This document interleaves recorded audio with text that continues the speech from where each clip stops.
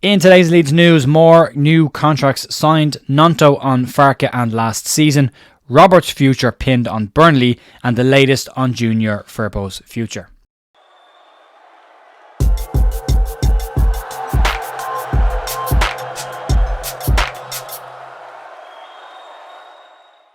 Morning folks, Jay here, Friday the 22nd of March with your Leeds United news. Hope you're all having a really good week so far. We're nearly there. It's only a couple of more days left in the international break and we're back at it next Friday, Leeds, in football action, which we're all looking forward to.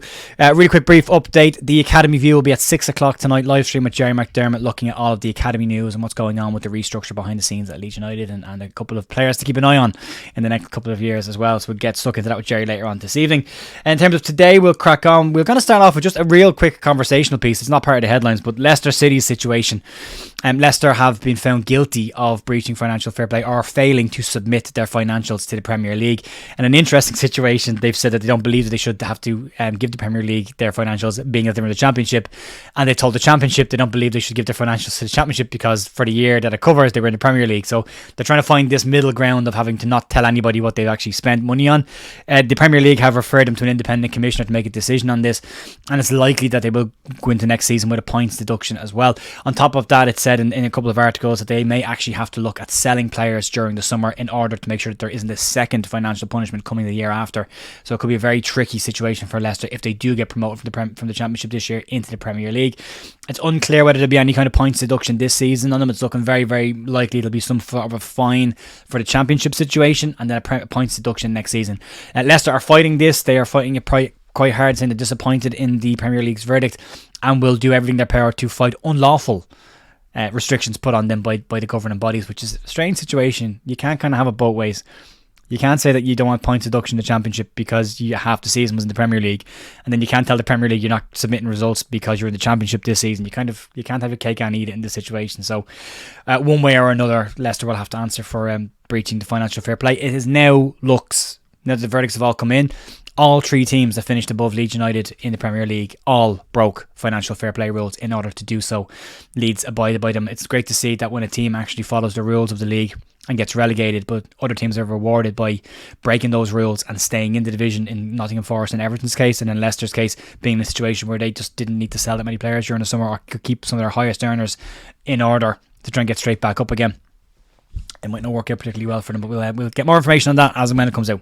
We'll start off with the Leeds news today, and we're just going to talk about the contract situation with the under-18s. There's more and more information coming out this week about this, and yesterday evening Leeds United confirmed the latest players from the under-18s team to sign pro deals. Youngster Josh McDonald has signed his first professional contract at Leeds United that will run until the summer of 2026. McDonald has represented Scotland under 16 and under 17 level as well, and was brought in from Scotland during last summer as well. He's been a really, really good signing for Leeds since he's come down. Been a very important player in that really good under 18 side so far this season. Sam Chambers is also another player who signed his pro deal this week, again till summer of 2026. The reason these players sign 2-year deals is if you're under 18, the rules restrict the length of a contract, so under 18s can only sign a 2-year deal. When they turn 18, they can extend it, as we've seen with Archie Gray's contract this season. So great to see that. That's a good bunch of under 18s. Keep talking about them. The Youth Cup semi-finals coming up soon as well. So good team to keep an eye on. They will form the bulk of the under-21 side next season. We will speak to Jerry McDermott later on about the current crop there and the restructure that's going on behind the scenes and the rebuild with the under-18s and under-21 sides.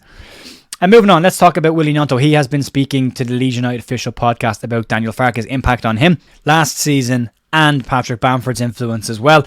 It's been a tricky year for Willo Gnonto. Started the year obviously with the refusing to play situation, having to work his way back into the side, and he's done that, and he's got 6 goals in his last league games and is finding form at the right time. Scored his first Ellen Road goal of the season in the last game out for Leeds as well. So a player finding form at the right time, but he's put some of the return to form on Daniel Farke's doorstep, and what he had to say about the situation is the following. He's quite fair because there have been many moments this season when I haven't been at the top, and he was there telling me, not that I needed to hear it from him, but because I expect a lot from myself, but he was there telling me in training when he thinks I can do better. But when you do good things, he is also there telling you that as well. I think it's fair because it has to go both ways, which is a very mature way of looking at things from Willo Gnonto's perspective, and we've definitely seen an improvement in him this season and becoming a very important player for Leeds in the run, and given the options we have with Dan James scoring goals and getting assists, and Gnonto scoring goals and getting assists, and Somerville and Rutter, it's all very exciting. However, he went on then to talk about the differences between this season and last season's dressing room, and it's a big one as well. He said the following: the difference this season has been that everyone is just enjoying themselves. Every day we come in, we're happy to see each other, we joke, we have fun, but we work hard as well. This is the conversation around the returning loan players and how that could potentially upset a very good dressing room that's there at the moment, and the momentum that they have coming in to potentially and hopefully a Premier League return next season. I know that upsets people when I don't say we're definitely going back to the Premier League. I'm just hedging my bets. I'm just sorry. Alright, but he has had some positive things to say about that. It's great to see that the dressing room is that way. You can see there's a closeness amongst those players, similar to the Leeds side that got promoted the last time. I suppose wins do that. Wins breed a happy environment within the dressing room as well, but you don't want to bring in players that could maybe upset that and come from a different time at Leeds United where it was different pressures and different attitudes, and then fan opinion towards them as well. You don't want to cloud that up. So Leeds will have to make some very clever moves during the summer to make sure they keep what they've got with this group of players and add quality to that team as well. On Patrick Bamford, though, he had some praise for him as well, which is great to see him actually praising Patrick as well. And he said the following on Patrick Bamford: sometimes Pat doesn't get the credit he deserves. The role he plays is massive for us in the way that we play. You don't see it every time, but he offers for the ball, he runs the channels, open spaces, he's always up there fighting. We've talked an awful about what Leeds are like with Pat Bamford in the team and with Pat Bamford out of the side, and definitely how the wingers score goals and how their space is created for them. Bamford offers a huge amount. Willo Gnonto's goal against Millwall being a prime example, the first instance where Bamford just nudges back into the centre half knowing that he's not going to win the ball, but that causes the ball to drop short. Rutter gets the ball in, then Bamford does a lovely run across the defender and the goalkeeper, which just takes their eye off the ball for a split second as Gnonto smashes it around them into the corner. So the decoy runs work really well. It's very intelligent number 9 play. Don't always get the credit you deserve because it's not on the ball all the time, and that's the big part. But it's great to see Willo Gnonto calling him out for that, and it's great to see that Willie's happy right now. It definitely can see it in his football. Speaking about players' futures at Leeds United and where we are with Connor Roberts' situation, a lot has been said about this, and it looks like Connor Roberts' future will be very much pinned on what happens at Burnley this summer. Roberts joined Leeds United on loan until the end of the season, and he did kind of fix a problem position for Leeds in the right back role. Not that Archie was a problem there, but it gives Leeds more options there. We've seen regularly over the last couple of weeks Connor Roberts coming on for Glenn Kamara, Archie Gray moving into midfield, and Roberts slotting in at right back, and it keeps the team going and gives them more energy. However, Roberts himself has dropped a couple of hints over the past couple of weeks, basically stating that he would like to stay at Leeds. He's talked about the stature of the club that Leeds United is as well, and clearly is enjoying his time at Leeds right now. However, if Leeds would like to make that deal permanent, it might be a bit trickier than they might have thought. The loan deal on Connor Roberts does not contain an option to buy, and with Burnley looking increasingly likely that they will be relegated from the Premier League and playing their football in the Championship next season, it looks increasingly likely that Connor Roberts will be a player that they will lean on in order to help them get back out of the Championship. Transfer expert Graham Bailey has been speaking to Give Me Sport on this, and he believes that it's increasingly unlikely that Leeds United will sign Connor Roberts on a permanent basis, given that Burnley are likely to be in the Championship next season.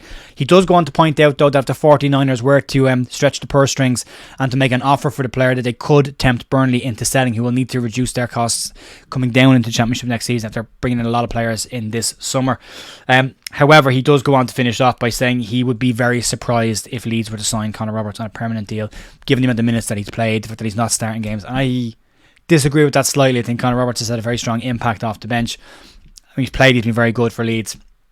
I think the way Leeds are playing right now, Daniel Farke doesn't want to upset the team that he has. That's why he's keeping Archie Gray right back. That consistency of that back four brings Connor Roberts in when he needs him. Then when he adds a new lease of life in the last half an hour when Leeds really need it. So he's been a massively impactful player for Leeds. I'd like to see him stay at Leeds, personally. I think he gets it. I genuinely think he gets it, and he works hard, and that's the kind of player Leeds need, and I really like what I see there. I think Daniel Farke can make a very, very good player out of him as well. And then finally today, moving on to another player's future, and this is the update on Junior Firpo's situation. Graham Bailey has also been speaking to Give Me Sport about Junior Firpo's situation and what he believes the future holds for Leeds and Junior Firpo, with some interesting detail as well. On Firpo's situation, Bailey said the following: the problem with Firpo is he's on good money. If Leeds go back to the Premier League with him, he's on very good money, and he will become one of Leeds United's highest earners in the Premier League. There is no doubt about that. He came from La Liga, and ideally you do want a young up-and-coming fullback to come in and replace Firpo, but you're not desperate. He went on to say that ideally Leeds would look for an upgrade on Junior Firpo in the Premier League next season, but that it's not a complete disaster if you can't get someone, given that Firpo has had a pretty decent second half of the season this year. Defensively, there's still question marks, but that extra amount of games that he's got in a row this season might help bring back some of the form that made Leeds see something in him in the first place. Bailey basically went on to finish off by saying what Leeds need in this summer's transfer window is quality over quantity. It's a very good young squad. You don't want to stop that from growing. They're definitely going to get better. You do need to add some good quality and experience in and around that bunch of players to help them get to the next level and to help bring them on. You will lose a lot of experience in that dressing room this year. Luke Ayling being out of contract in the summer and going. Liam Cooper also being a player that will go as well. We're not sure about the future of people like Bamford, what next year brings for them as well. So Leeds will have to look at bringing in some good quality signings in a couple of positions. I always said about 4, 5, 6 signings maybe across the entire squad. A couple of younger players coming in, but a couple of experienced heads coming in to add more quality to that squad will be needed. But that's the summer's problem. We have to get there first, and we've got a game on Friday night this time next week, to get ready for that game. As I said, there will be an update. There will be an Academy View tonight with Jerry McDermott, and we'll have Andrew Dalton back next week for the match preview for live stream next week. And that's going to be pretty much it for me today, folks. Massive thanks as always for supporting the channel and watching the videos. I will be back on Monday for more Leeds news. I will see you then. Have a great weekend. Bye.